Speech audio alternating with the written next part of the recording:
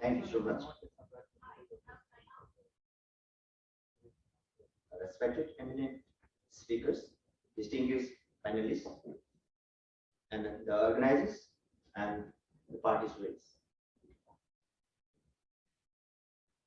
I appreciate the opportunity you have provided me to express my views in today's consultations. It is established that in fact the demand for agriculture and animal products like milk is increasing day by day owing to the increase in the population, apart from increase in the purchasing power of the average individual. Whereas this increase in population is putting excessive pressure on the available resources which are scarce. In turn, the size of small and marginal farmers in also increasing day by day.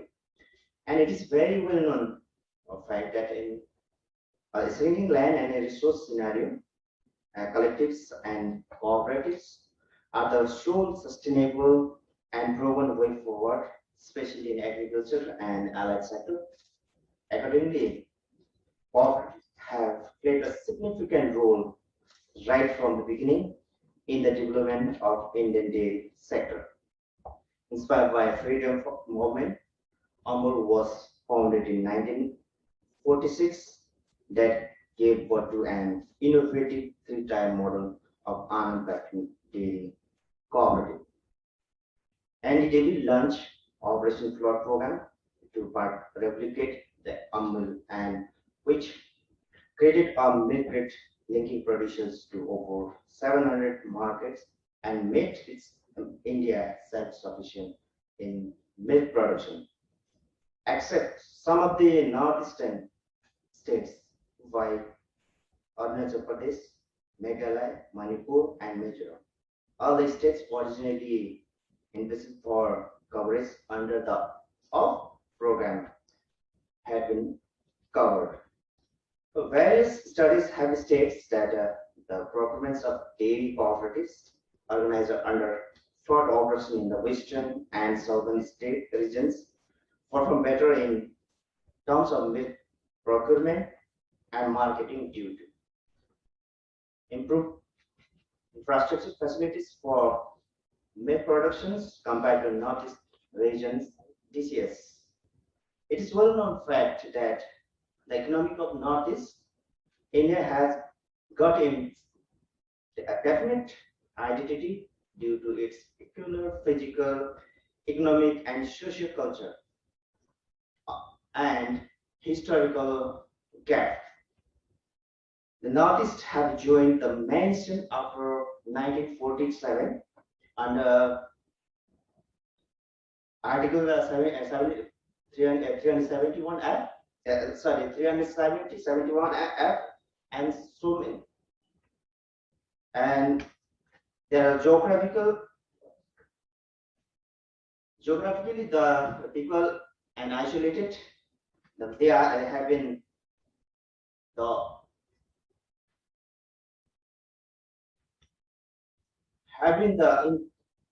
isolated. They have been not able to inculcate the daily success story of the states, and extremely climate conditions and absence of a better livelihood. The opportunities are some of the major reasons behind the socio-economic backwardness, and life still remains the major hope for the farmers in such a rigid conditions. As far as the animal husbandry and the dairying is concerned, the Northeast India has some peculiar characteristics like socio-cultural exposure, the religion, custom, tradition of Northeast states differ with other states, and the Hindu culture is not predominant, and hence holy cow and its importance needs to be preached. That's the reason. The livestock. The second, the livestock production system in northeastern states based on low input or output system. There are, however, many progressive farmers keeping high yielding crossbreed animals, facing shortage of quality concentrated feed. Out of the total milk cow or animals, about 88% are indigenous cows in comparison to national average of 41%. Due to the higher proportion of non-descript indigenous cows in the milk herd, the productivity of animals in northeastern states is lower than the national average. Similarly, the growth is milk productions is these 8 eastern states during last few years was lower than national average. 8 states, eastern states together account for less than 1% of national milk productions against their share of about 3% in country's milk animal population. Milk productions for milk animals owing household income is just 1.2 kg as compared to 7.2 kg at all Indian level. The northeastern states have respectively poor veterinary infrastructure, and thus veterinary services is a very low, very costly. In northeastern states, the poor genetic makeup of bovine coupled with the low levels of productivity adds pressures to limit resources like food, fodder, land, and water. The network of institutional structure to promote cooperative dairying in the northeastern states have been less dense in comparison to elsewhere in the country. As a result, they are low place of comparison compared to other dairying states of the western and southern regions of our country. In addition, the key indicators like farmers per village, DCS, milk procurement for DCS, and milk procurement per member, the like are much below than the national average. These indicators are particularly low except in state of Sikkim and to a certain extent Meghalaya. Moreover, the development of dairy processing infrastructures have been created so far in this area is relatively low when compared with the rest of the country. Further, some of the dairy plants are fairly odd and require refurbishment and strengthening. Not only the dairy cooperative sector, the initiative of private sector for developing processing infrastructure is also limited. Similarly, due to weak cooperative institutional structure and inadequate presence of organized private players, potential for milk marketing is yet to be adequately harnessed.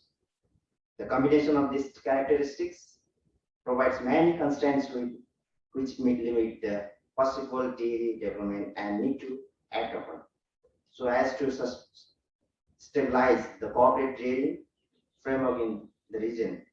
In a nutshell, the status of dairy development in eastern states is slow in comparison to elsewhere in the country, despite the fact that this region has relatively superior resource empowerment. Hence, there is an urgent need to improve the milk production scenario within the region, as lower milk availability is a major deterrent for investment in procurement and processing sector, thereby limiting the market avenues for the dairy products in and around the northeast region. Once again, I am grateful to the organizers for inviting me to participate in the consultations and providing an opportunity to share my views. Thank you. Thank you.